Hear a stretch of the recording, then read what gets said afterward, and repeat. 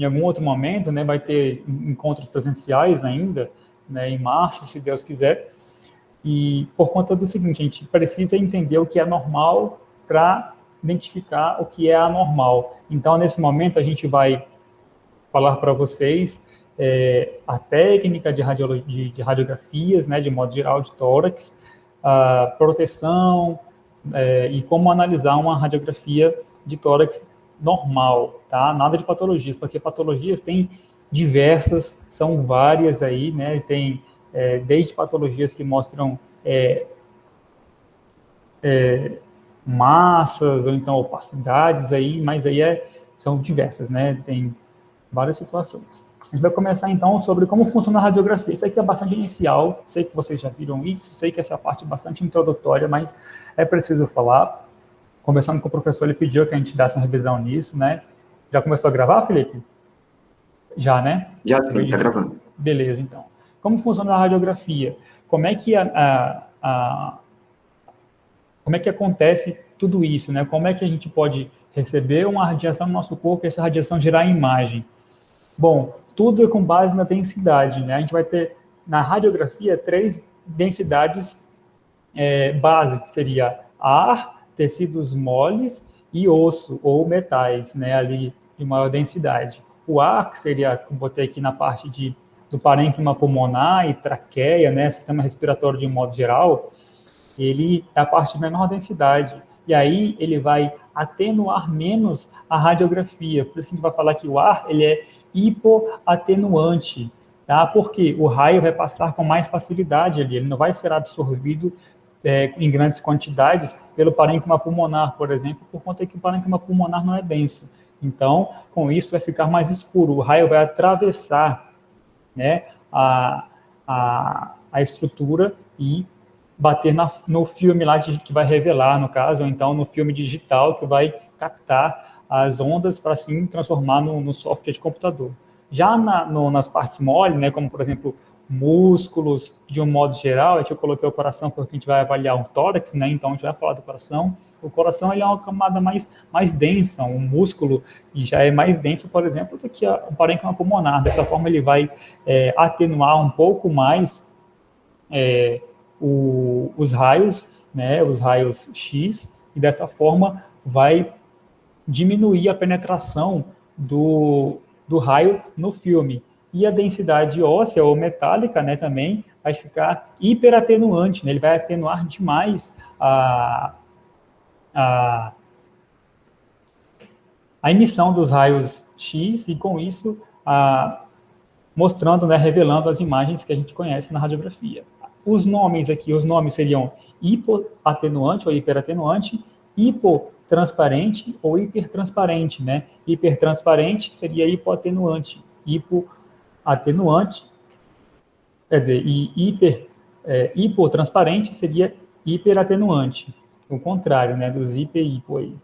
Aqui a gente teria, então, uma radiografia de um pulmão, de um tórax, né, que a gente costuma ver, o padrão seria assim, né, a gente vai avaliar várias situações, né, inspiração, ângulo de rotação, se está bem rotacionada, se não está. Olha aqui, percebam as densidades, ó. Uma radiografia, a gente vai entender que aqui, ó, sem parênquima pulmonar, e com isso é menos denso e os raios vão atravessar com maior facilidade. Né, não tem nenhum anteparo aqui de maior densidade, com isso ele não vai marcar, né, não vai deixar marcas no filme. Já nos ossos, eles têm essa capacidade muito mais intensa, digamos assim, né, mais intensidade, a gente está falando nesse momento aqui, essa capacidade de atenuar a passagem dos raios. Aí aqui a gente tem o coração, né, a gente tem várias situações como a aorta e aqui o estômago, fígado, diafragma, a gente vai aprender, quer dizer, a gente vai rever, né, essas situações da sua frente. Importante, aqui a gente tem demarcações importantes, aqui mostra que esse lado é o lado direito do paciente e a gente tem que utilizar esses artifícios no nosso dia a dia. Aqui seria como funciona, né, uma radiografia, a gente tem aqui o gerador do raio-x, aqui vai ter o componente radioativo, né, que vai fazer essa emissão, Aí aqui tem o que quer ser feita a leitura, que no caso aqui seria o braço, né? Uma lesão ulnar aqui, mas nesse caso é só esquemático. E aqui seria o detector de raio-x, ou seja, né, aqui, né, nessa forma. A gente vai falar um pouco agora de projeções. E o que importa nas projeções? Aqui são só exemplos básicos, né, de exames simples, mas vamos falar de projeções. Aqui, ó, essa projeção aqui, ela está pegando a parte anterior do paciente para a parte posterior, ou seja, isso aqui é um AP, do anterior para o posterior. Aqui a gente já tem um PA, que é da parte posterior para a anterior. Quando a gente fala isso, seria a parte que primariamente vai ter contato, com que o raio vai ter contato, né? O raio vai ter contato primeiro com a parte posterior, aqui nesse garoto, né, e depois com a parte anterior. Então, esse aqui é uma radiografia em PA e com uma radiografia em AP.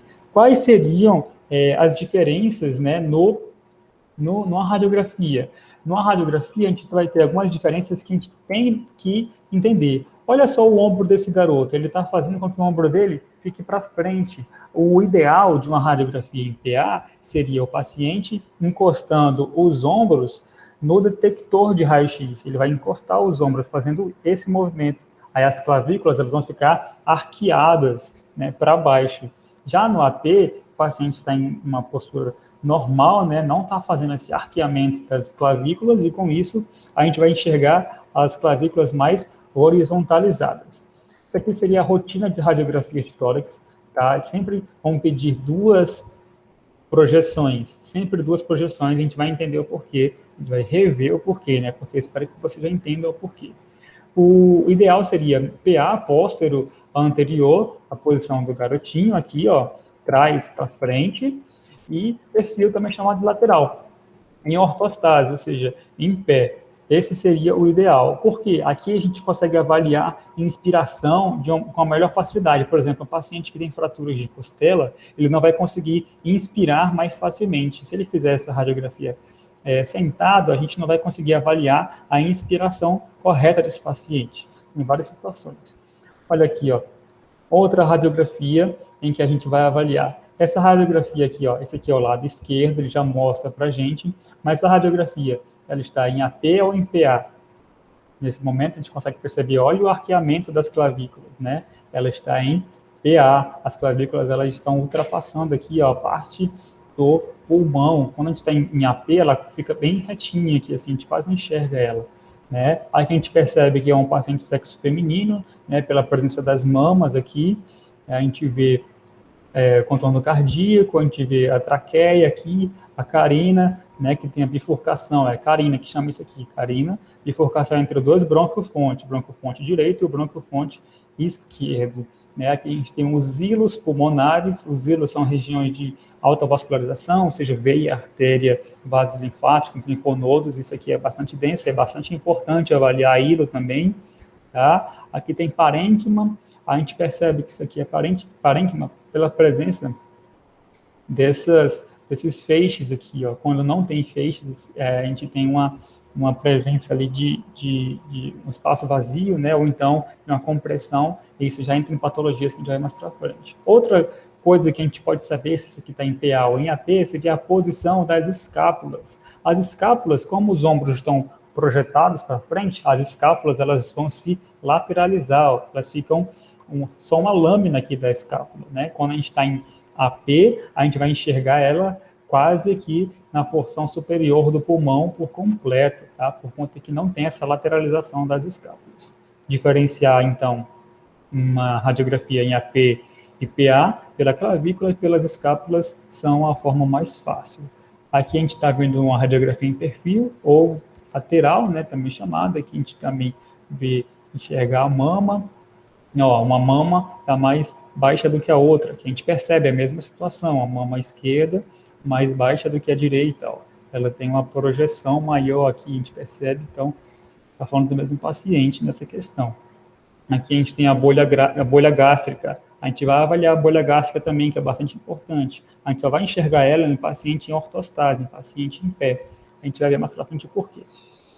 Também tem essas outras, né, especiais aqui.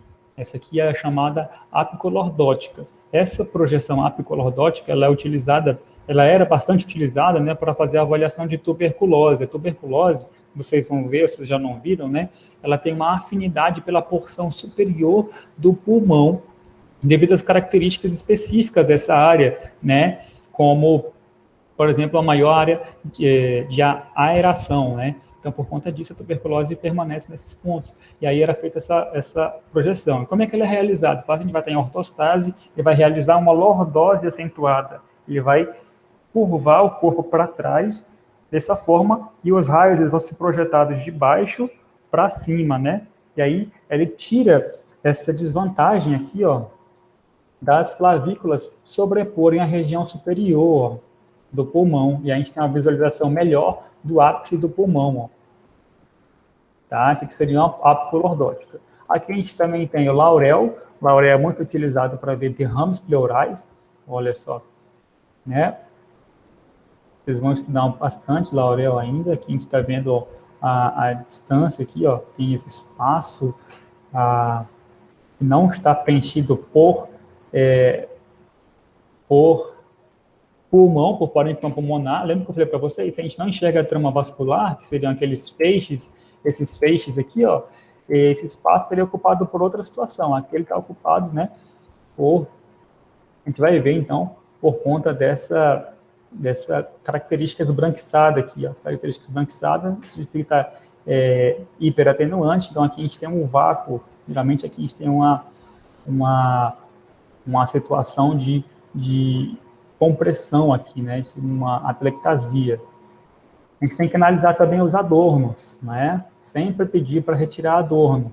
Tá? O adorno, ele vai, se você não for, você não está na radiologia, né, você não tem como, deixa para o técnico. Não, você pode sim passar para o seu paciente antes de ir para a radiografia, para ele tirar os adornos, para garantir, assim, que ele não tenha que repetir outra dosagem de raio-x, né, de radiação no seu corpo, e não atrapalhar, assim, a visualização do parênquima pulmonar, por exemplo. Adornos são sempre importantes serem removidos na realização do exame.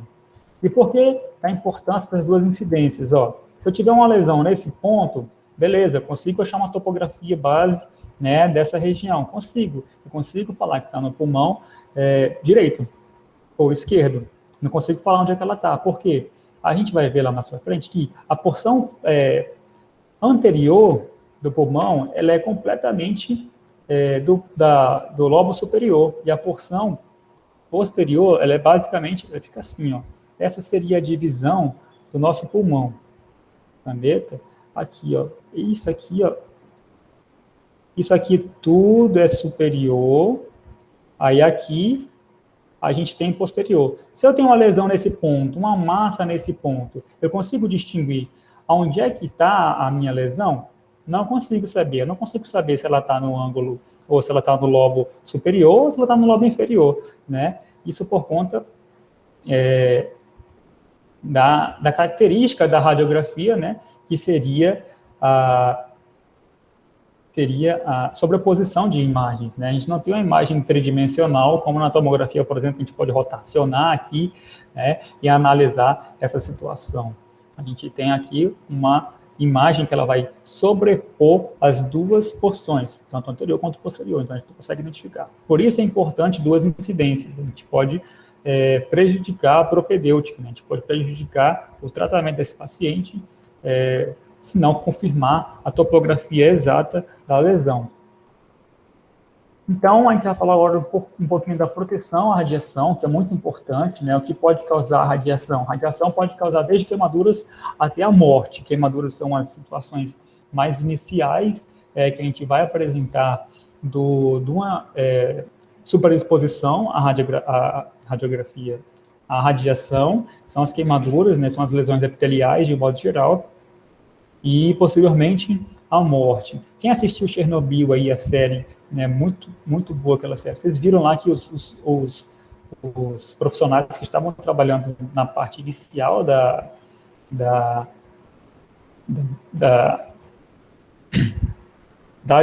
série lá, né, que mostra como acontece a explosão dos reatores lá e tudo mais, e chega os bombeiros lá, e um que pega uma pedra radioativa na mão, aí ele vai ver a mão dele está toda vermelha, está se queimando, acaba descamando e assim, tem vários problemas. Mais para frente, né, ele encontra um profissional que estava trabalhando dentro da fábrica lá, né, e aí ele encontra o paciente vomitando, né, tem alterações gastrointestinais, depois de lesões epiteliais, vão ter lesões gastrointestinais, né, mais apresentáveis. E aí, futuramente, né, tipo, com o passar do tempo, se uma exposição crônica a dosagens mínimas, né, o paciente pode ter alteração hormonal, infertilidade, pode apresentar neoplasias, danos neurológicos, doenças congênitas, no caso de uma mutação, né, tem uma maior probabilidade de um paciente, de uma pessoa exposta muitos anos, no caso de uma mulher, né, muitos anos à radiação ionizante, ela pode ter problemas com suas proles. E no pior dos casos, né, a morte. É por conta dessas situações aqui, principais infertilidades, neoplasias e tudo mais, que profissionais que mexem com radiologia de um modo geral, eles têm uma vida útil, né, no trabalho muito curta, dedicação exclusiva no emprego sólido, não pode trabalhar mais do que 8 horas por dia, 8 ou 6 horas, não me lembro muito bem das regulamentações dessa parte. Ele se aposenta mais cedo por conta da alta exposição dele naquele ambiente com radiação, ambiente radioativo. E o que deve ser feito, então, para a gente ter uma proteção maior, seria o ALARA. Né? Lembra do ALARA, o princípio ALARA? As low as reasonably achievable. Tão baixo quanto razoavelmente execuível, seria isso. A gente tem que submeter os pacientes à menor quantidade de radiação possível, mantendo uma boa qualidade técnica, né? Seria isso. Então, tão baixo para a realização de um exame de maneira satisfatória. Então, curta duração de exposição, não pode expor o paciente a muito tempo à radiação, distância satisfatória, o ideal seria no mínimo 10 metros de distância disso, né, separado por uma parede ainda, equipamento de proteção individual, tem coletes de chumbo, tem colar, né, de tireoide de chumbo, tem óculos plumbíferos, né, plumbíferos mesmo, acho, que os óculos têm partículas de chumbo nele que protegem os seus olhos. A gente vai ver mais pra frente algumas imagens em um ambiente protegido, né, como por exemplo aqui, ó. Aqui essa tela aqui, né, essa parede, ela é uma parede daquelas de plástico, né? A gente pensa que é só isso, mas não, ela tem uma camada de chumbo dentro dela própria para esse ambiente. O profissional está corretamente vestido com um colete de chumbo, mas como essa radiografia aqui, a gente está falando de uma radiografia de dentes, né? A paciente que além de estar com esse avental de chumbo, ela deveria, né, pelo menos, aumentar a sua proteção à tireoide. A tireoide é muito facilmente estimulada por radiação ionizante, né? Então ela deveria estar com colar de tireoide, possivelmente ainda com óculos plombífero, né, com partículas de chumbo, para evitar o contato com a radiação o máximo possível. Aqui a gente também tem profissionais que trabalham com radiação, eles têm que andar com um dosímetro e avaliar o nível de radiação do ambiente de tempos em tempos, seria assim um dosímetro, tá? Tem alguns outros tipos como esse, né, e o ideal seria que ele andasse com um dosímetro de fácil acesso, como por exemplo no jaleco, né, no seu serviço.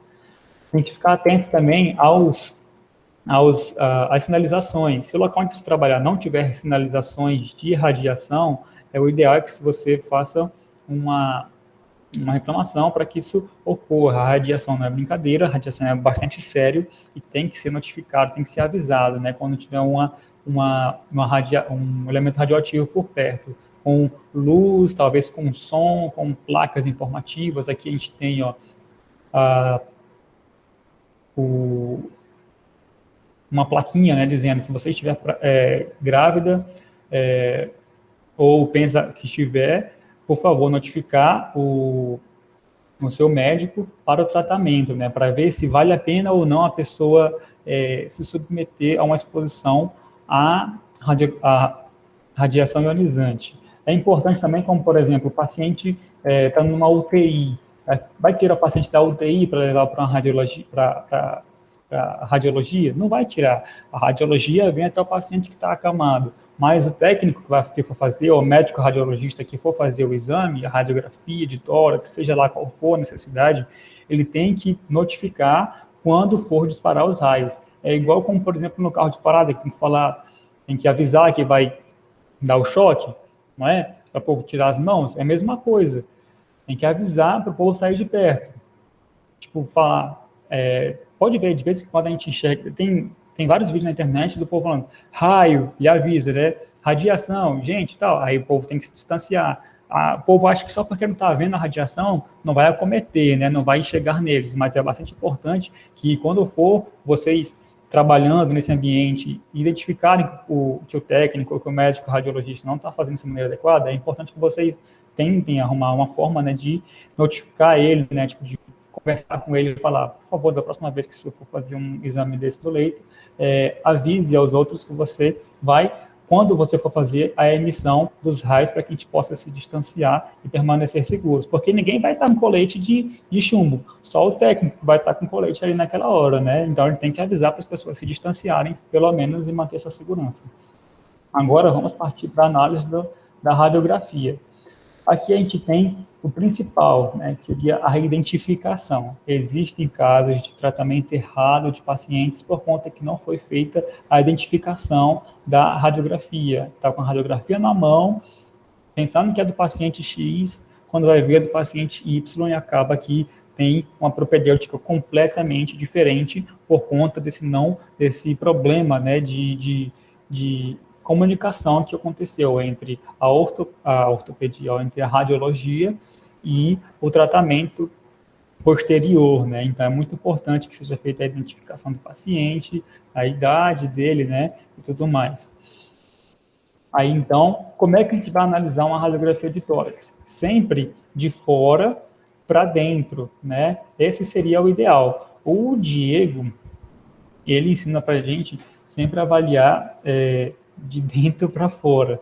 Só que em várias literaturas, né, a gente percebe que não seria basicamente mais ou menos assim. Eles pedem para a gente avaliar partes externas para depois partes internas, mas fica de acordo com vocês aí, o jeito que o Diego ensina é muito certo também. Isso é a experiência própria dele, né, como profissional de radiologia, e ele é muito bom no que faz. Então, avaliar partes moles e ossos. E aqui a gente tem um esqueminha, o A, E, I, O, U, que mais para frente eu vou passar para vocês. Bom, aqui a gente tem uma radiografia bastante interessante. O que vocês acham dela? Que agora eu quero a interação de vocês. Tem uma coisa errada nela? Tem uma coisa estranha? Tá tudo certo? O coração está voltado para o lado direito. Isso, o coração está voltado para o lado direito. Ah, mas então o paciente está trocado, né? Tipo, foi invertido? Não, não está. Aqui mostrando para a gente, ó, o lado direito do paciente está aqui. Isso aqui a gente chama de quê? Que a gente chama isso aqui, vocês sabem? Isso é uma variação anatômica, porque algumas é uma variação, pessoas... Isso, é uma variação anatômica. Mas o nome dessa variação anatômica... Quase. Se fosse só o coração, era dextrocardia. Mas olha aqui, ó, isso aqui. Isso aqui a gente vai chamar isso aqui de bulha gástrica. Ó, o estômago desse paciente, isso, o estômago do paciente está aqui. Possivelmente, o fígado desse paciente está aqui também. Ele tem citos inversos totais, né? Todos os órgãos dele vão estar invertidos de posição, né? De eixo, né? De esquerda para direita. Todos os órgãos dele vão estar invertidos. E isso não vai causar nenhum problema na vida dele, mas é importante que seja feita a identificação disso, né, para que a gente consiga tratar de maneira coerente. Quando a gente tem só o coração invertido, a gente tem dextrocardia. Quando a gente tem todos os órgãos, tem citos inversos totais. Bom, aqui então um paciente que a gente vai fazer a avaliação dele também. Olha só, a gente tem aqui que esse pulmão dele está normal, né? Mas olha esse lado aqui, ele parece estar meio tombado para a esquerda, por conta disso aqui, ó, ele tem uma fratura de diversas costelas nesse ponto, causando uma compressão do parênquima pulmonar nessa região. Eu estou trazendo algumas imagens para vocês, sabe? Daqui a pouco a gente vai falar mais especificamente do AEIOU lá, que é bastante importante. Aqui, ó. O AEIOU. O AEIOU, ele significa que vai ver se ele vai estar alinhado, vocês vão ver o que significa. E a exposição à radiação, se foi bem feita, a inspiração do paciente está bem inspirado ou pouco inspirado, se está em ortostase, ou o flow cinético, que é esse U. O flow aqui, né, era para ser com um W em inglês, né, mas todo mnemônico tem que ter uma falhazinha, e isso aqui seria a nossa falha desse daqui, né? O U está no flow. O flow seria isso aqui seria o tremor, né? Tremor, movimento, ou situações externas. Vamos lá, então, para o alinhamento. Como a gente vai saber se o paciente está alinhado ou não? A gente tem algumas técnicas, né? E a técnica principal que o Diego ensina é a técnica vai utilizar a espinha aqui, ó, da vértebra com a articulação da clavícula aqui, ó. Para saber se essa distância está similar a essa, tá? Então está bem alinhado, né? Ó, como por exemplo nessa próxima imagem, deixa eu mostrar para vocês. Aqui, ó, a gente tem, né, ó, a situação, ó, tá bem alinhado. Aqui outra imagem tá bem alinhado, né? Olha aqui agora, a gente vai chamar de rodada. Olha aqui, ó. Ó, aqui é a representação dessa imagem. Tá difícil de enxergar? É difícil de enxergar. Nem sempre a gente vai ter uma radiografia de boa qualidade no local onde a gente vai trabalhar, mas é importante ter prática para poder ler essas coisas. Ó, a gente percebe que o paciente tem uma clavícula, né, que parece maior do que a outra, né? Isso por conta da projeção que ele fez, né, do braço esquerdo dele estar mais à frente do que o braço direito, né? Ó, tem uma rotação aqui, né? Ó, tem a espinha próxima da articulação costoclavicular ou externa clavicular aqui, né? E aqui distante, isso que eu vou chamar de rodada.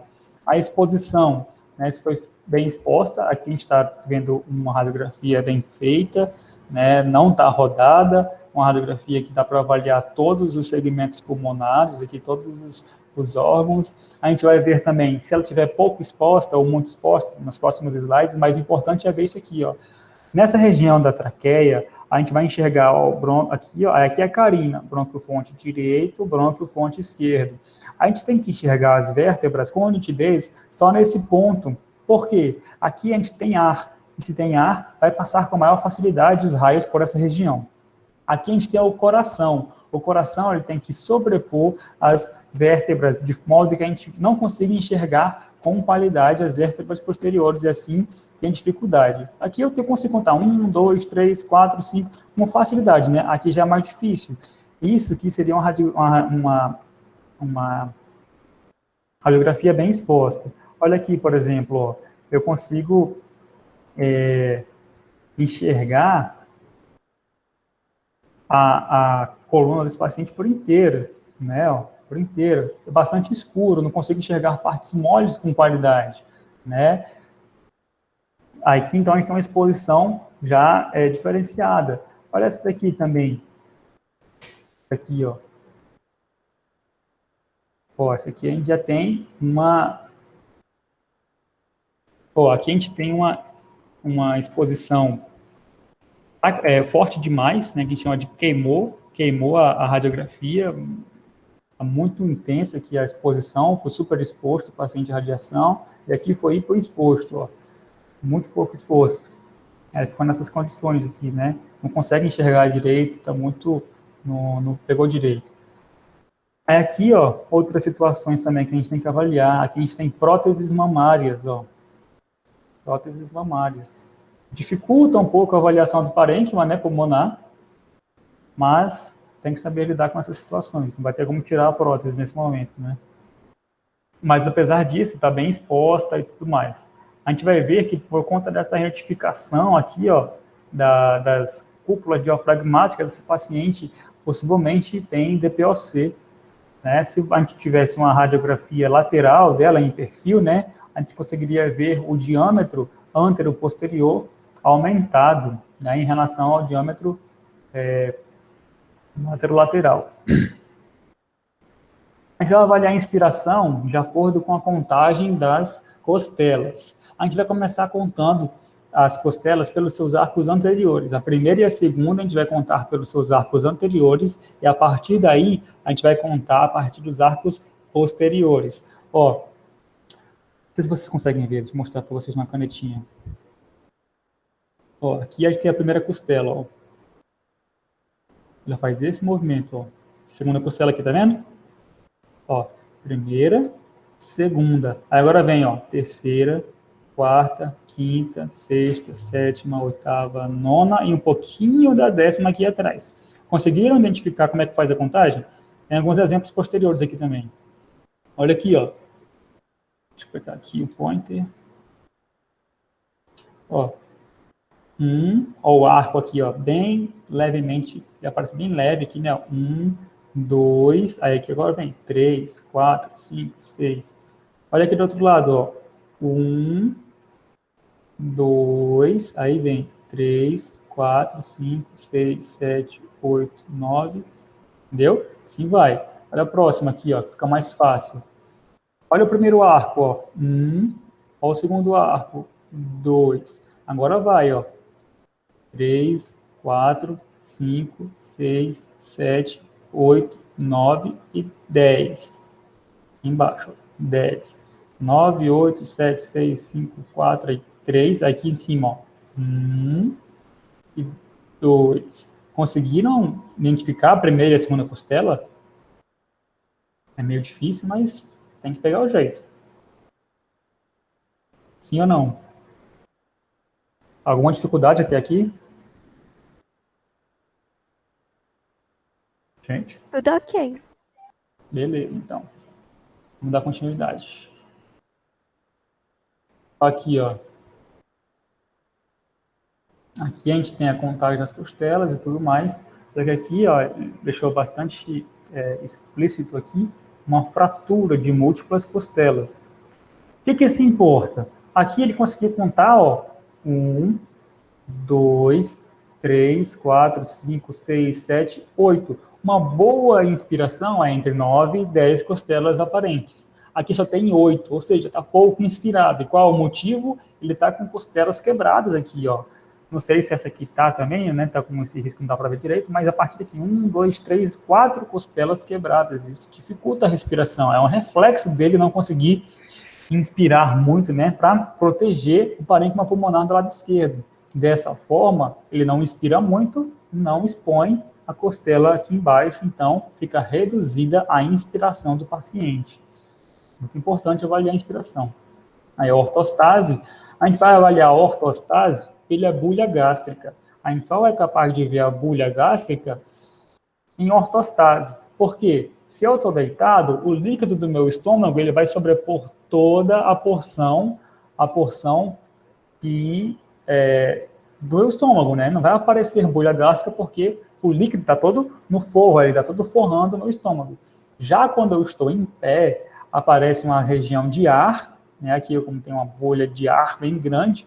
Por quê? Porque esse paciente possivelmente estava em jejum. Se ele está em jejum, não tem níveis de ácido aqui suficiente para fazer o nível hidroaéreo, né? Então a gente consegue avaliar a ortostase pela bulha gástrica. Olha aqui, ó. Olha o nível hidroaéreo, ó. Tem líquido aqui embaixo, forma uma linha reta aqui, ó, na horizontal, por conta disso, né? A água, ela sempre vai se localizar na parte mais inferior dos nossos órgãos, por conta da gravidade, de um modo geral, né? Então, forma essa bolha aqui, ó. Essa é a representação da ortostase. O paciente está de pé aqui por conta disso, tá?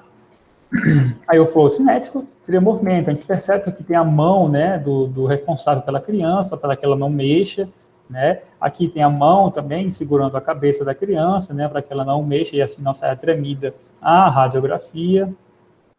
A gente vê aqui que tem esses dentes aqui todos estranhos, possivelmente foi por conta de movimento da criança, né? Ela devia ter mexido a boca na hora da radiografia, e aí teve essa sobreposição de dentição aqui, né?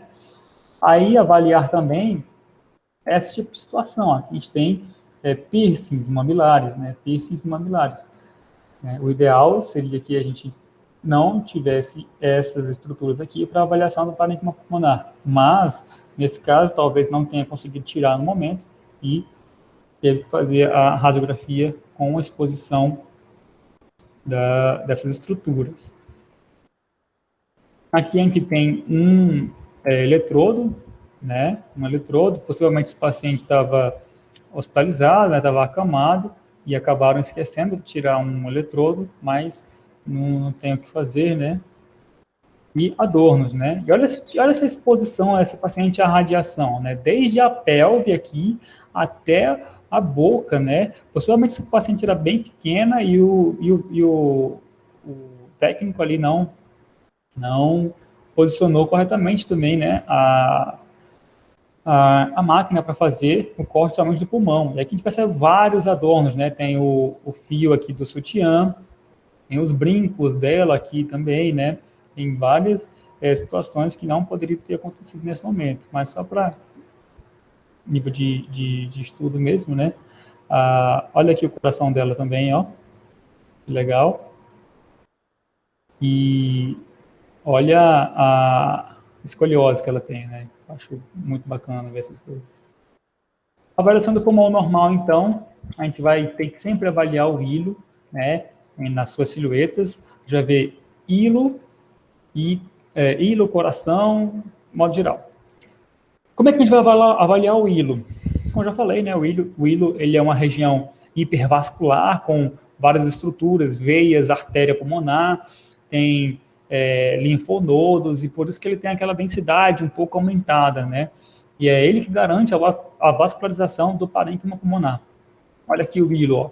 A gente sempre vai comparar um lado com o outro, tá? Geralmente, algumas patologias, como por exemplo neoplasias, de um modo geral, elas vão fazer com que o hilo fique espessado, né? Mas não só neoplasias, tem algumas outras patologias que vão fazer com que hilos se espessem, por conta dos linfonodos. Os linfonodos são sítios de defesa do organismo e acabam que eles se incham nesses momentos assim, né? Então aqui a gente tem que avaliar hilo de um lado e hilo de outro. Então, avaliação aqui de silhuetas, né? Olha só o hilo aqui, ó. Avaliar então traqueia, brônquios fonte, o diafragma que vai estar aqui embaixo e os seios costofrênico, e cardiofrênico. O costofrênico é isso aqui, ó, costela, diafragma, né? Costela, diafragma, seio costofrênico, a avaliação tem líquido nessa região. E aqui é o seio cardiofrênico, coração, diafragma, seio cardiofrênico. Aqui a gente tem que avaliar a angulação, né? Às vezes no derrame pericárdico a gente tem um aumento da dimensão do coração, vai ter um sinal da moringa até que vocês devem estudar, se não estudaram ainda. Ele vai aumentar o tamanho do coração, fazendo com que o seio cardiofrênico fique com a angulação diferenciada. Aí aqui a traqueia, né, a traqueia e a sua bifurcação, bronquifonte direita e bronquifonte esquerdo. Aí aqui, ó, avaliar no perfil, ó, aqui a gente tem a cúpula diafragmática direita e a cúpula diafragmática esquerda. Aqui a gente teria essa zona de ar aqui, ó, por conta do estômago. Isso aqui é a bolha gástrica, o estômago dessa pessoa está cheio, né? Por isso que faz essa bolinha aqui, porque tem nível hidroaéreo até a porção superior. O diafragma direito, ele fica geralmente mais alto do que o esquerdo. Por conta do quê? Por conta do fígado, né? O fígado, ele é um órgão enorme, muito grande, e ele faz com que o diafragma direito seja um pouco mais elevado. Olha aqui, ó. Por isso que a gente vai enxergar que a hemicúpula diafragmática direita, ela é mais aumentada. E ela segue, ó, desde a porção posterior até a porção anterior. Já a hemicúpula esquerda, a gente vai enxergar só da porção posterior até aqui o mediastino. Por quê? Como a gente tem o coração aqui, ó, a gente não vai conseguir enxergar o fluxo dessa hemicúpula aqui, por conta que ele vai sobrepor, o coração vai sobrepor a imagem da cúpula diafragmática esquerda, né, hemicúpula esquerda, aqui no caso. Ó, na direita, ela segue até depois do coração, enquanto a esquerda, ela vai ficar até a porção do coração, ó. Tá? Como diferenciar hemicúpulas diafragmáticas? Seria por conta do posicionamento. A direita ela é mais longa, né, no eixo anteroposterior, enquanto a esquerda ela é mais curta nesse eixo anteroposterior.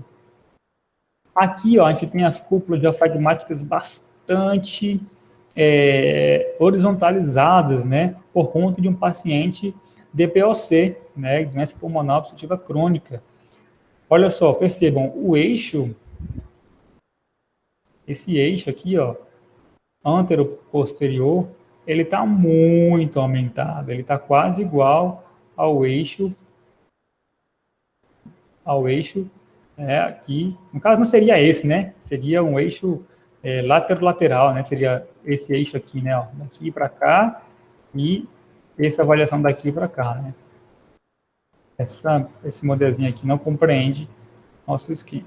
Esse eixo aqui, né? O antero-posterior, ele está muito aumentado. Esse aqui, cara, olha só, percebam aqui o tecido bastante comprimido aqui, né? A gente percebe esse espaço retrocardíaco aqui bastante aumentado também no paciente TPOC. A gente vê a hemicúpula diafragmática, as duas hemicúpulas diafragmáticas bastante comprimidas. Por conta do quê? Esse paciente ele tem um nível residual de ar, né, no pulmão muito maior do que o nosso, e acaba que ele comprime estruturas. Por isso que tem dificuldade respiratória, porque ele não consegue expirar todo o ar que ele inspira. Então, finalizando já a avaliação das cisuras, né, dos pulmões. Aqui a gente vai ter no pulmão direito, a gente vai ter a cisura horizontal e oblíqua. A horizontal, ela vai dividir o lobo superior do lobo médio e a oblíqua do lobo médio e do lobo inferior. E no pulmão esquerdo, só vai ter a cisura oblíqua por conta que só tem lobo superior e lobo inferior. Né? Por que não tem 3 lobos aqui? Por conta do coração. A gente vai ter a língula, isso aqui, essa pontinha aqui a gente chama de língula, tá? De língula. E é isso que seria justificativa para não ter 3 lobos do lado esquerdo. Aqui a gente tem só uma apresentaçãozinha, né? Mas vamos aqui, ó.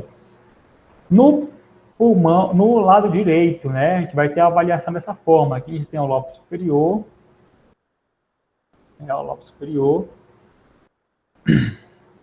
lobo médio e lobo inferior. Na vista, por isso que é importante a gente ter duas projeções, né? Por conta disso, ó, o lobo médio e o lobo inferior no pulmão direito se sobrepõem. Né? O lobo médio e o lobo inferior se sobrepõem. Olha aqui, ó. Né? Aqui a gente percebe a diferença, que o lobo médio vai da porção anterior até o mediastino e o lobo posterior vai da porção anterior até a porção posterior, né? Não sobrepondo as regiões do lobo médio, óbvio. Tá? Aqui é o lobo superior, lobo médio e lobo inferior. E aqui no pulmão esquerdo, a gente tem o lobo superior, cobrindo toda a porção anterior, né, de mediastino, e o lobo inferior, cobrindo a região posterior quase por inteiro. Gente, era isso que eu tinha para falar para vocês de pulmão normal. Alguém tem alguma dúvida até aqui? Alguém tem algo a falar, alguma curiosidade, alguma vivência que já aproveitou para viver nesse período aí de quase 12 meses, né, sem aula? Alguma coisinha? Se não, Felipe vai dar continuidade. Tranquilo, pode dar continuidade. Então, tá bom. Daí eu acho que só você interromper aí a apresentação para me projetar aqui. Pronto.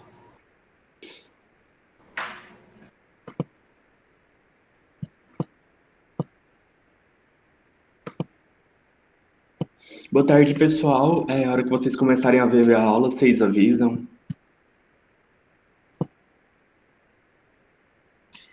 Bom, já tá todo mundo vendo? Alguém pode dar um ok aí?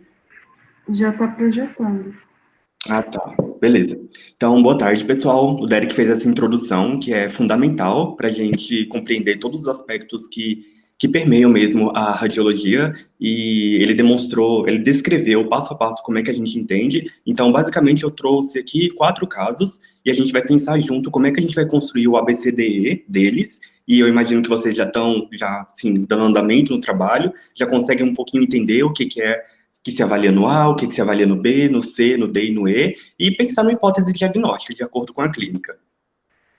Então, eu acho que dá para todo mundo ver. Coloquei um fundo preto para ficar chamando atenção para outros, para não ter uma desconexão das cores. Eu acho que está um pouquinho nítido. Pelo menos aqui no meu computador dá para ver bem.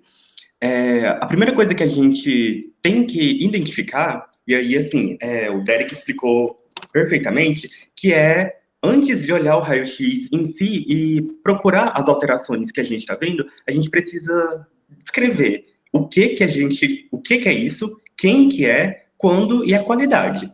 Então, basicamente, a gente tem que ter, no nosso primeiro raciocínio, que a primeira coisa, antes de eu iniciar o propriamente dito o ABCDE, é o que é isso? Então, basicamente, vocês estão diante de quê? Respondendo lá as 4 perguntinhas. O que, quem, quando e qualidade. O que, acho que todo mundo sabe, então, é um raio-x. Ele está em PA ou AP? O Derek explicou como é que a gente observa. PA.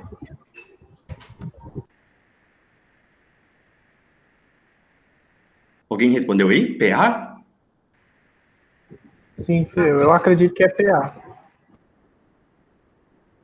Beleza. Então, a gente tem que descrever o que é esse raio-x, qual é a incidência dele, e aí a gente vai ter que saber de quem é esse raio-x. Então, a gente pode dar um nome aleatório, a gente pode chamar aqui de José. Quando ele foi feito, sei lá, vamos supor que 23 de março de 2020, ano passado, e a qualidade dele, que é se ele está inspirado, se ele está penetrado, se ele está rodado, e isso o Derek também já comentou. Bom, passando então, pensando nessas características, eu vou passar meu mouse aqui, eu acho que dá para aparecer também. Pensando nessas primeiras, então, identificações, que é a gente descrever qual é o exame, qual é a incidência desse exame, a quem ele pertence, a data que ele foi feito e a qualidade dele, se ele está inspirado, penetrado, se ele está rodado, a gente começa, então, a investigação propriamente dita do ABCDE. No A, então, a gente vai avaliar vias aéreas, especificamente traqueia. Não sei se alguém está vendo alguma alteração aqui, mas para mim eu acho que essa traqueia ela está centralizada, não estou vendo alteração. Olha aqui, o processo espinhoso está bem paralelo à articulação clavicular. Então, eu não estou vendo nenhuma alteração que me chama atenção para alguma alteração no ar. E aí é muito importante mesmo pensar na simetria, né? Pensar que a traqueia ela tem um curso e que se eu tiver ela desviada, tem vários tipos de patologias que eu posso pensar. Se alguém vier alguma alteração, que tiver em dúvida de alguma coisa, pode falar. Em B, a gente basicamente vai avaliar bordas. Então, a gente vai analisar especificamente como é que tá as bordas do nosso pulmão, tanto na parte superior quanto na parte inferior. A gente avalia também o que está dentro desse pulmão, o que chama a atenção. Vamos comparar de maneira simétrica? Ó, aqui parece que está diferente daqui. Aqui parece que eu estou vendo uma coisinha mais apagada do que aqui. Parece que aqui está mais radiopaco, está mais, vamos dizer assim, branco do que aqui. Então, isso aqui já me chama atenção para uma alteração. Esse pulmão está diferente. Se a gente for descendo, aqui está parecendo com aqui. Aí eu estou vendo aqui o seio costofrênico chegando até aqui, ok. Aqui eu tenho o mediastino. Aqui está um pouquinho mais apagado, aqui eu tenho uma bolha gástrica, aqui eu tenho um fígado bonitinho do meu lado direito, mas isso aqui está me chamando a atenção. Bom, primeiro ponto, né, em B, nas bordas, que avalia, então, percorre nessas bordas dos pulmões, eu tenho uma coisa que está me chamando a atenção. Tá, vamos continuar. Em C, eu avalio área cardíaca, especificamente mediastino, posso avaliar também até o cálculo do índice cardíaco, tem toda uma técnicazinha, não sei se vocês já aprenderam, para mim avaliar se, por exemplo, tem uma insuficiência cardíaca, se esse mediastino está largado. Eu também avalio se tem presença de os vasos da base, eu consigo, se tiver alguma coisinha aqui envolvendo alguma coisa que chama atenção para enfim, alteração mesmo, ou própria cardíaca. E, então, até então, esse mediastino, ele parece ok. Em D, a gente vai avaliar diafragma. Então, a gente vai avaliar o seio costofrênico, se ele está obliterado ou não. A gente pode buscar também por derrames. A gente pode buscar se tem presença de uma hérnia hiatal, uma hérnia diafragmática e várias outras coisas. Mas a gente vai chamar atenção mesmo para a presença do diafragma. Se alguém vê alguma alteração, também pode falar. E dando sequência, agora em E, a gente vai avaliar basicamente esqueleto. Então, a gente vai avaliar osso. Presença de fraturas. Tem alguém enxergando alguma fratura aqui? Consegue ver se tem algum osso quebrado, alguma costela quebrada? Eu não consigo ver. Desculpa interromper, mas é que eu não tô conseguindo enxergar, tá muito pequeno. Será que não teria como aumentar a imagem? Tá pequeno? Ah, tá. Deixa eu dar uma aumentadinha aqui, só um pouquinho. Obrigada.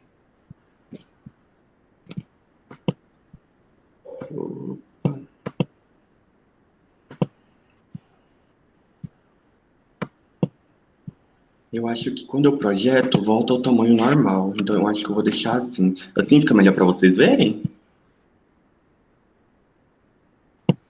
Acho que dá pra ver melhor. Obrigada. Não, imagina, gente. Dá para ver melhor, né? Ela dá uma crescidinha, então, quando deixa assim. É que quando eu coloco apresentar, diminui um pouquinho. Ela fica nítida, mas fica pequena. Daí eu não sei como é que fica projetando. Então tá, passando então, a gente estava no E, né, avaliando ossos. Se tem presença de alguma fratura, se tem alguma coisa até desconhecida, é bem importante porque o E a gente lembra de áreas esquecidas. Então, basicamente, tudo que está fora do arcabouço torácico. A gente vai avaliar hipocôndrio, a gente vai avaliar o ombro, a própria, se tem alguma alteração na região do ombro, a gente pode avaliar gordura lateral. Então, tudo que a gente não disse na nossa descrição lá em A, B, C e D, a gente vai encontrar aqui no E. Se tem, por exemplo, presença de algum dispositivo, se o paciente está com catéter, se o paciente está entubado, como é que está, enfim, se tem alguma inserção de alteração de algum dispositivo nesse paciente. A gente descreve também em E, junto com ossos. E aí, pensando então que a gente passou por toda essa triagem do A, B, C, D, E, a gente precisa pensar numa hipótese diagnóstica. E aqui eu vou falar a clínica desse paciente. Esse paciente, ele tem uma clínica que basicamente, tosse e perda de peso há 6 meses. Então, é um paciente que está tossindo, está perdendo peso há 6 meses, algo crônico, arrastado, né, 6 meses, não falo a favor de algo agudo, e ele está apresentando esse padrão de imagem. Se fosse para a gente, então, discutir um diagnóstico, e aí, gente, não tem certo e errado nesse momento, a gente está construindo mesmo um raciocínio clínico. Com essa clínica e com essa imagem, a gente pode pensar no quê? Vendo esse padrão aqui de pulmão, a gente avaliou as possíveis alterações que a gente encontrou, né? A gente viu que tem uma opacidade bem significativa, me parece quase que esse pulmão aqui está quase no estado de colabamento, né? Isso aí falaria a favor de quê? Atelectasia? Mas eu não tenho desvio de traqueia. E aí? Geralmente em atelectasia eu tenho um desvio de traqueia e aí a presença de um pulmão colabado. Aqui eu tenho, parece que uma restrição bem significativa, tá radiopaco, tá bem diferente do outro lado. Isso aqui pode ser o quê? Uma massa? Será que o paciente tem um tumor? É um paciente que está perdendo peso há 6 meses e está tossindo. E aí, gente? Acho que agora é hora da gente discutir e pensar. Eles vão construindo esse raciocínio. A ideia não é a gente acertar o diagnóstico. A ideia é a gente pensar sobre os diferentes diagnósticos a partir da clínica e da imagem. Que é basicamente isso que o professor vai pedir. Criar um raciocínio clínico. Vamos lá. Só para criatividade nesse momento. Só imaginologia e criatividade. Você poderia repetir, por favor, os dados aí da paciente? Tá, posso sim. É um paciente, eu vou dar o nome dele de José. Ele fez essa imagem já tem ano passado, né? Vamos supor assim. É um raio-x do ano passado, o nome dele é José, e a clínica dele, que ele chegou com a gente, foi de... ele tá tossindo muito, e ele tá com a queixa de perda de peso há 6 meses. E aí você foi e solicitou esse raio-x.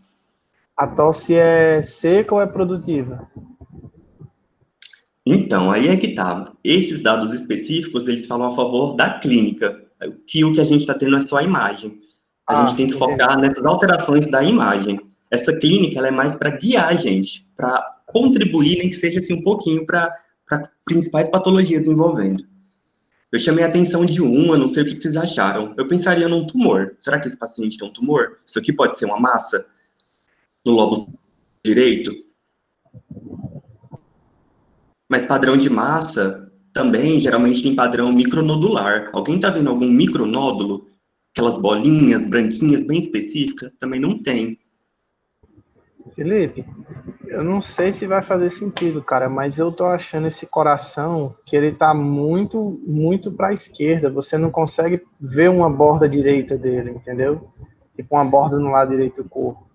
E eu não sei se isso é uma variação anatômica ou não, mas, por exemplo, se você comparar a borda do tórax direito do paciente com a borda do esquerdo, você vê que tem um formato muito diferente, como se o pulmão, como se o tórax estivesse sendo comprimido, sei lá, e estivesse sendo empurrado para dentro. E aí, eu não sei se isso tem alguma coisa a ver, mas para mim tá muito estranho. E fora o fato de que o coração tá muito afastado para a esquerda, ele não tem a presença de uma borda direita dele, entendeu? Perfeito. Basicamente, o que você fez foi focar no C e encontrar características que justifiquem uma alteração possivelmente cardíaca. Ou também, ainda voltando para o B, você avaliou as bordas, que te chamou a atenção. E aí, esse raciocínio clínico, gente. O paciente ele pode ter, sim, alguma alteração cardíaca? Pode ser um paciente cardiopata? Pode. Nesse momento aqui, o que chama mais atenção é essa alteração na área cardíaca ou é essa alteração na área pulmonar? O que vocês acham? Na área Os dois. pulmonar. Os dois chamam atenção. Só que é um paciente que ele está tossindo muito e ele está com história de perda de peso há 6 meses. Então a gente vai focar um pouquinho na área pulmonar. E aqui, essa manifestação aqui em específico, aqui a gente vê uma trama bem. É como se fosse um padrão que o professor chama até de, se eu não me engano, nodular, retículo nodular. Ele não é basicamente um nódulo, mas ele parece que está todo manchadinho. Isso aqui pode ser, inclusive, uma tuberculose. Esse paciente ele pode estar apresentando uma tuberculose em resultado, por exemplo, de uma atelectasia. Esse padrão aqui de colabamento, de quase diminuição mesmo do tamanho do pulmão, olha o tamanho dele, e olha o tamanho desse aqui, olha o tamanho do esquerdo, olha o quanto ele está alto, ele está cheio, e eu consigo ver realmente as bordas um pouco mais definidinhas aqui na parte superior. Aqui no direito, eu já não consigo enxergar. Cadê o ar na parte superior desse pulmão? Parece que realmente está reduzido. Pode ser algum tipo de massa, pode ser realmente um colabamento, e lembrar que pneumonia pode ser, sim, manifestada por por cicatrização de atelectasia. Então, esse paciente ele pode estar apresentando um padrão de tuberculose em decorrência de uma cicatrização de uma atelectasia. E aí a gente precisa pensar nesses diagnósticos diferenciais, num tumor, numa tuberculose. Olha o quanto essa clínica vai falando a favor de muita coisa. Deu para entender, pessoal? Alguém quer discutir mais algum ponto? Vamos para o próximo caso. Vocês conseguem entender o quanto a clínica, o quanto essa tosse dele, associado a essa perda de peso, chama atenção para patologias específicas? Por exemplo, e se esse paciente estiver com tumor, mas ele também está tossindo, e se for uma tuberculose, uma TB? Mas aí a minha imagem me mostra um padrão quase de atelectasia. Tuberculose pode ser causado por atelectasia? Pode. Então a gente vai fazendo toda essa investigação clínica, que é uma investigação que a gente vai construindo mesmo no decorrer de ver muita doença, muita patologia. E o Derek falou que são muitas doenças, e são mesmo, mas a gente vai conseguindo. Só uma pergunta. Essa radiografia, ela tá rodada ou a mama direita da paciente está aumentada? Nossa, perfeito. E aí, gente, o exame tá rodado ou não?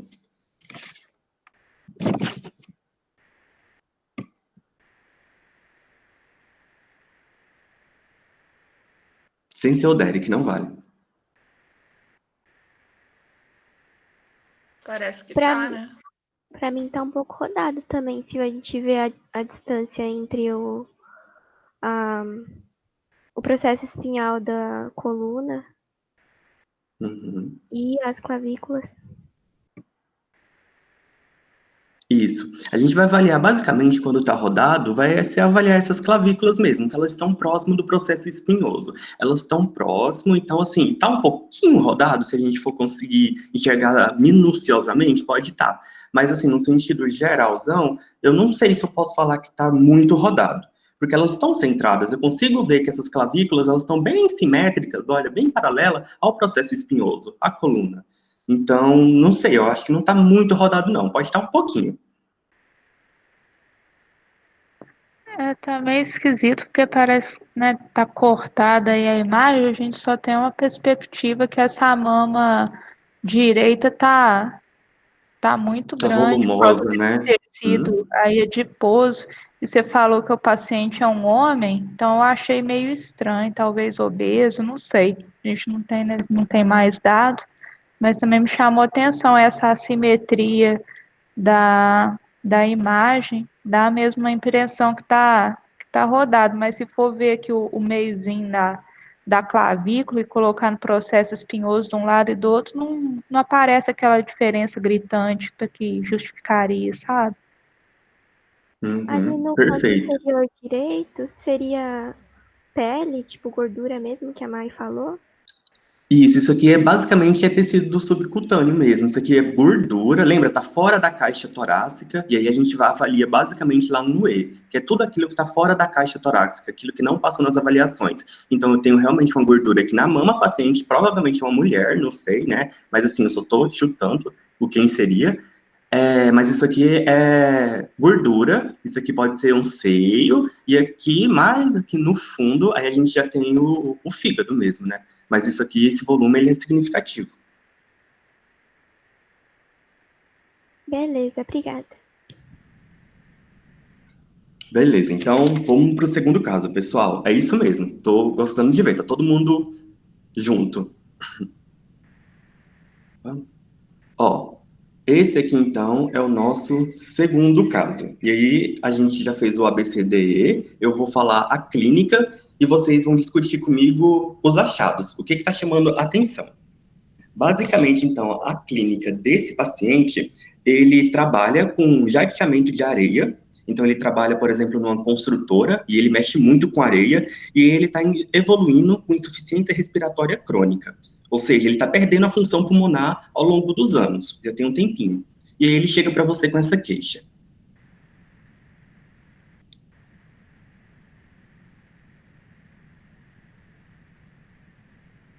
Sem já matar de cara assim, o diagnóstico, o que chama a atenção de vocês? Tem algum padrão diferente? Tem uma assimetria? Tem alguma coisa mais radiopaca do que outra? Tá muito sujinho, se a gente for chamar assim? Tá limpinho esse pulmão ou não tá limpinho?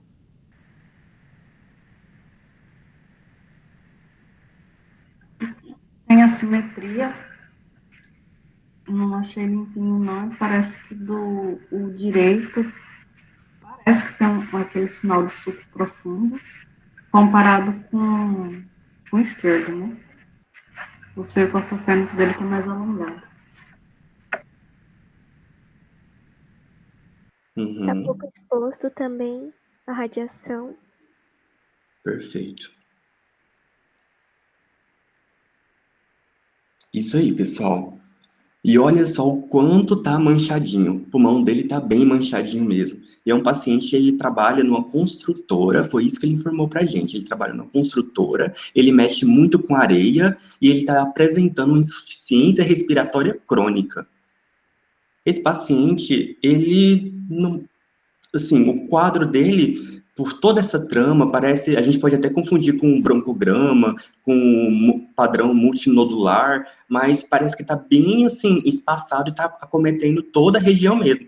Observem que no ápice, na região superior, parece que está mais radiopaco ainda, parece como se tivesse se fosse uma doença que acomete principalmente quase os ápices do pulmão.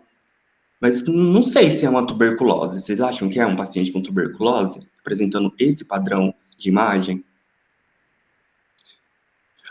Quando a gente fala em um paciente que traz um relato de trabalhar num lugar de construção, de mexer muito com areia, e um quadro também de evoluindo com insuficiência respiratória crônica, ou seja, algo arrastado, eu posso pensar também em pneumoconiose, que é uma doença causada especificamente por inalação de substâncias inorgânicas. Será que esse paciente não está inalando muita substância no local de trabalho dele e está fazendo uma patologia, uma pneumoconiose? Uma possibilidade. Alguém sugere outra coisa, algum diagnóstico diferencial com essa clínica?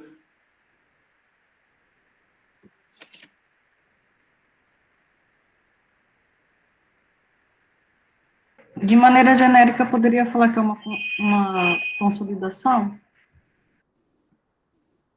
Então, o padrão de consolidação, ele tem um padrão um pouquinho diferente. E aí a gente realmente tem que ver bem o que é uma consolidação e o que não é. Uma consolidação seria a manifestação, ela pode também estar circunscrita numa região, como ela pode estar espalhada, mas especificamente ela não vai ter esse padrão tão, como se diz, tão ramificado. Uma consolidação, ela pode ter uma presença muito grande de broncogramas aéreos. E nesse aqui, me parece que está pegando toda a região do parênquima, está pegando bastante, todos os infiltrados pulmonares e está fazendo um processo mesmo de infecção. Está fazendo uma patologia sistêmica no pulmão dele.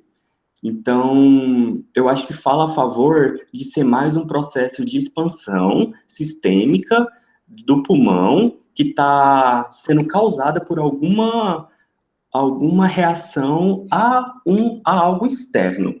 Não é um processo metastático, não é um processo interno, não está tendo uma má formação congênita, não me parece que tem um padrão de consolidação especificamente, até porque esse paciente não tem uma clínica até que chama atenção para isso, ele não está apresentando uma tosse, ele não tem uma queixa mais específica, ele está com insuficiência respiratória crônica, então chama atenção de um quadro arrastado, já tem tempo que ele está assim, crônico, ou seja, ele está com muita dificuldade de respirar há muito tempo, e ele relatou que o trabalho dele é nesse, de ter contato com areia.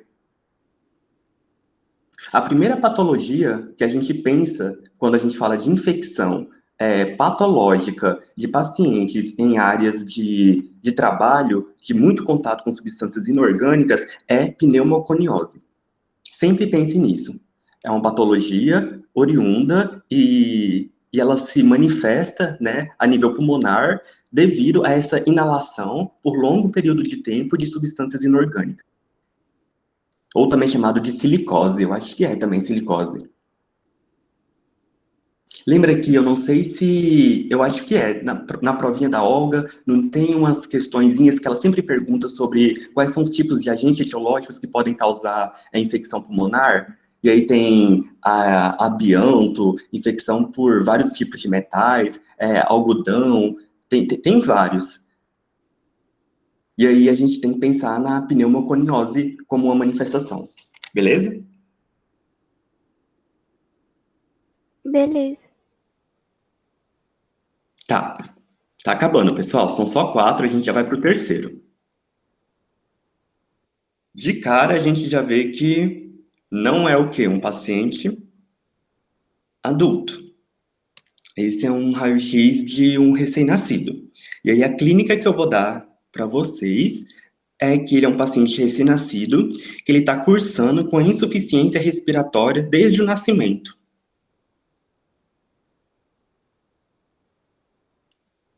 O que vocês veem de diferente? O que chama a atenção para vocês? O que de cara vocês já percebem? Vou tentar aumentar um pouquinho. Cadê o coração dele? Velho, cadê o coração dessa criança? Então, ele é um recém-nascido, né? Ele tá bem... Ele acabou... Vamos pensar que ele tá com, sei lá, 3... Não, acho que... Não sei. Alguns poucos dias de vida. Mas ele é um achado, né? É um achado importante. Cadê o coração dessa criança? Você já foi lá pro coração. O que você achou do pulmão? Parece que tem... Sei lá, tá muito opaco. Parece que tem líquido amniótico dentro ainda do pulmão dele. Tá muito opaco os pulmões dele. O pulmão direito parece que tem algum. Tá bem opaco ali, alguma obstrução, não sei. E na esquerda dá pra ver umas bolhas, né? Não sei se são bolhas. Uhum. Esse padrão aqui é um padrão bem peculiar, né? Não é o que a gente está acostumado a ver em adultos, por exemplo. E aí, como é um paciente recém-nascido e está em formação de todo o conjunto pulmonar, ele está apresentando uma insuficiência respiratória aguda, ou seja, né, ele já nasceu com essa insuficiência respiratória, ele está com poucos dias de vida, a gente pode ter realmente uma má formação ou também chamado de pneumotórax. E aí, quem consegue pensar em por que teria um pneumotórax aqui?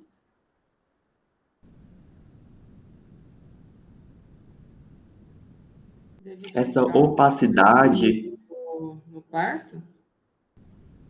Opa, desculpa, pode repetir, por favor? Devido ao trauma que pode ter ocorrido no parto, por conta dele, se ele for um parto vaginal, por exemplo? Uhum. Isso aí pode justificar, sim, um pneumotórax. Pode ser, sim. Pode ter sido em decorrência, o mecanismo do trauma, né, do pneumotórax pode ter sido em decorrência do parto. A gente não sabe se ele nasceu de cesárea, se ele nasceu normal, mas pode ser realmente um mecanismo. Pode ser também espontâneo, ele pode ter feito um pneumotórax espontaneamente, né? E chama atenção. Olha, vejam bem que aqui dá para ver realmente essa opacidade, que eu acho que, não lembro quem falou, mas parece que está bem circunscrita mesmo. É como se fosse um pulmão um pouquinho mais, já um pouquinho, não sei, mas assim, manifestado. Agora aqui eu não consigo já ver mais nada. Aqui está bem obstruído mesmo. Eu só consigo ver essas malformações como se fosse literalmente não sei, é como se o pulmão dessa criança ele não tivesse se constituído. Ou como se tivesse entrado, por exemplo, ar. Entrado muito ar e ficou com um padrão desses aspectos mais, enfim, apagados. Porque aqui, ó, lembra, gente, quando tá bem pretinho, a gente vê ar, né? E aqui é quando tem algum tecido e aí fica mais radiopaco, alguma massa, alguma coisa. Agora, olha aqui, como que esse ar tá aparecendo. Percebem que dá para ver bastante? E bem de uma maneira bem diferente, é como se tivesse muito ar aqui, e aqui dentro tem alguma coisa, e aí a gente não está especificando o que é essa alguma coisa, e o ar, ele está mais, não sei, bem distribuído, e aqui ele está bem mal distribuído. Esse paciente pode ter feito um pneumotórax? Pode. Pode ter sido um mecanismo de trauma do nascimento dele? Pode. Pode ter sido um pneumotórax espontâneo? Pode também. Mas aqui cabe a gente pensar nesse padrão em um pneumotórax. Entrada de ar na região da pleura. Beleza, pessoal? Alguém achou mais alguma coisa? Viu alguma coisa que está diferente? Pensou em outro diagnóstico para esse tipo de imagem com essa clínica? É um paciente recém-nascido e está cursando com insuficiência respiratória desde a hora que ele nasceu.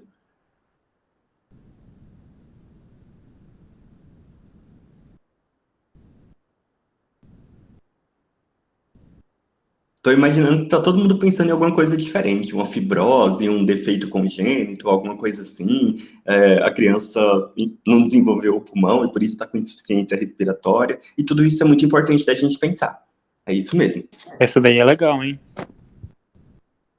Essa daqui dá uma discussão grande, né? Dá para fazer diagnóstico diferencial com quais patologias, porque é um recém-nascido, né? E as outras imagens que a gente viu foram todas de adultos. Então a gente fez diagnóstico diferencial de. A gente já pensou em tumor, a gente já pensou em tuberculose, a gente já viu um padrão de possível atelectasia, a gente já viu um paciente que teve uma pneumoconiose e um recém-nascido com esse padrão. Pode ser que o coração esteja empurrado para o lado direito? O coração empurrado para o lado direito seria, no caso, você acha que o mediastino em si está se manifestando mais do lado direito? Pode ser, porque não dá pra ver a silhueta do coração do lado esquerdo, né? Uhum. Exatamente. Será que seria alguma. Enfim, a gente viu também com o Derek, né? Anormalidade anatômica, uma variação? Tem Ou um será que o próprio catéter é também, né? idade? Tem sim. Aham. Não, imagina, que isso. Tem sim. Lá na parte do E, quando a gente vai avaliar o esqueleto, né? E a gente vai contar os arcos costais, para ver se não tem nenhuma fraturinha, nadinha, a gente conta sim a presença do catéter. É um dispositivo, né? Ele está recém-nascido, então ele está precisando de uma suplementação de oxigênio, né? Ele está com insuficiência respiratória. Felipe, eu fiquei pensando, foi porque você falou que é um caso de pneumotórax, né? Isso. Pode ser um pensamento, pneumotórax. É porque no pneumotórax tem aquele negócio da ausência de trama, né? Mas para mim ali do lado direito tá com trama ali na base, não tá dando para ver muito bem ali perto do ápice. E do lado esquerdo tá meio, né, igual a Samira falou, tá meio bolhoso. Eu nunca vi esse tipo de padrão. Então eu não Qual a sei. estrutura do corpo que vocês acham que se assemelha a essa estrutura bolhosa? Parece com intestino, né? As alças intestinais, assim, meio aquelas saculações, mas não estaria em cima, né? Não sei.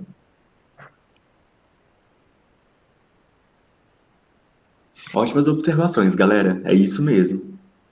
A construção do raciocínio clínico é exatamente essa: é entender essas estruturas, com que elas se parecem, por que elas estão de lados que não deveriam estar, pensar em variação anatômica sempre. Exatamente isso. Mas do casinho, Tem eu que vou deixar pensar em esse. tudo, até na coisa mais bizarra possível. Exatamente. Eu vou deixar esse, Felipe, então. você pode subir um pouquinho a imagem, por favor? Posso sim.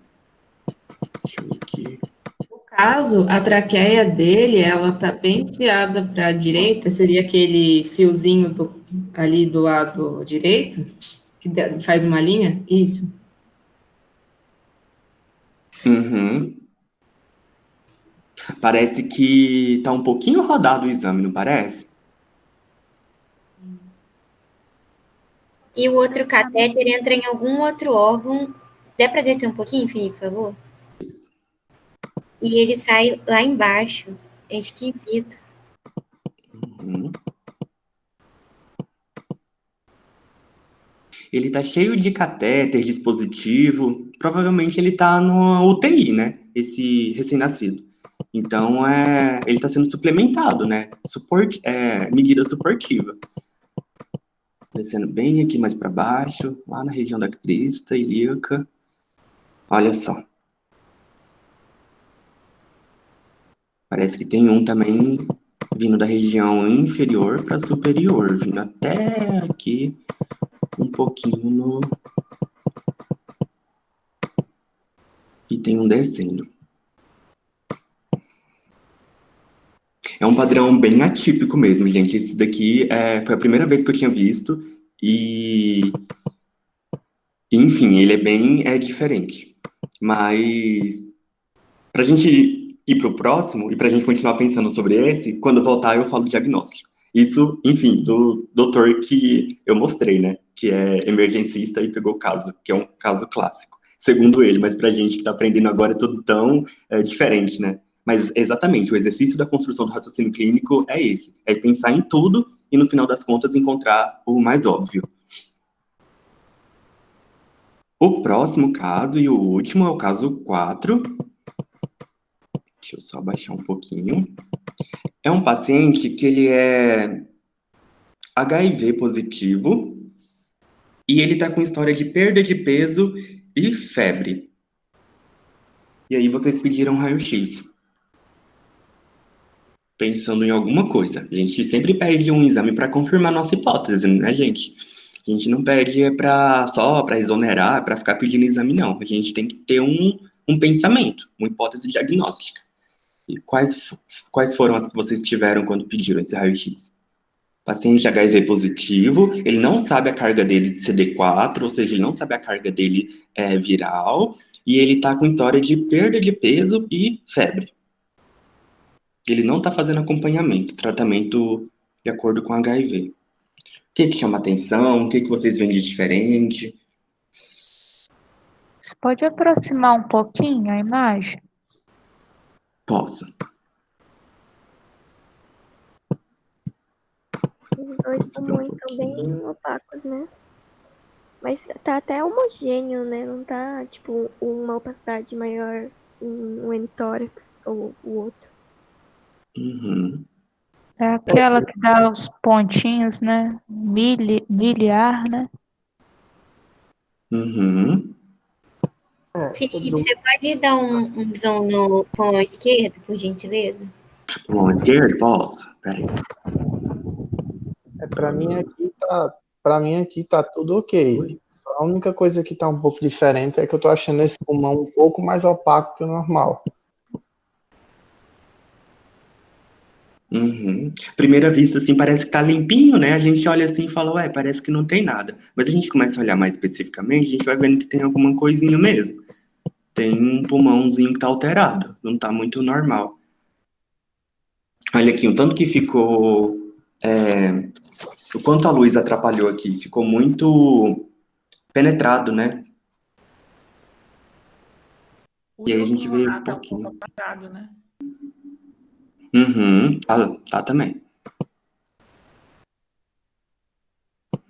Não tô vendo presença de broncograma, mas também é um paciente imunossuprimido, com história de febre, tá perdendo peso, então uma pneumonia, a gente pode pensar. Tuberculose, presença de uns padrões mais nodulares e dispersos. Não tô vendo também, não sei, acho que também não é uma tuberculose.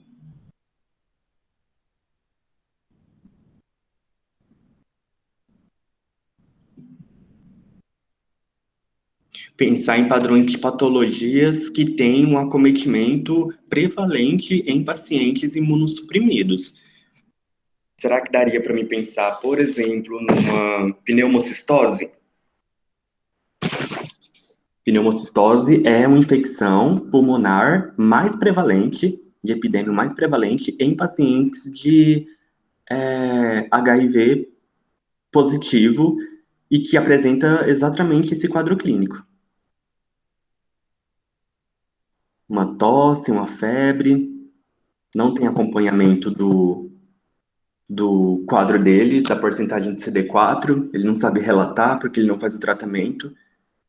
E me parece que tem alguma coisinha no pulmão dele, mas que não é uma pneumonia, que não é uma tuberculose, mas que pode ser uma pneumocistose, que é essa patologia de acometimento especificamente em pacientes HIV. Alguém pensa em uma coisa diferente? Alguém daria, enfim, alta para esse paciente vendo essa imagem, porque não está vendo nada?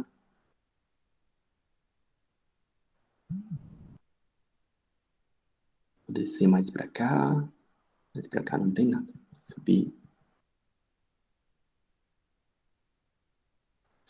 Alguém acha que tem fratura, gente? Tem alguma alteração óssea?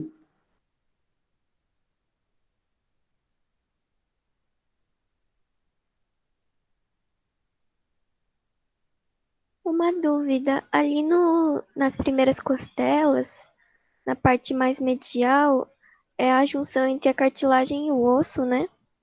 Por isso que parece que tem Isso aqui? uma fissura. Não, um pouco mais para esquerda. Ó, para direita, perdão. No pulmão direito, ali em cima, na parte da costela. Aqui?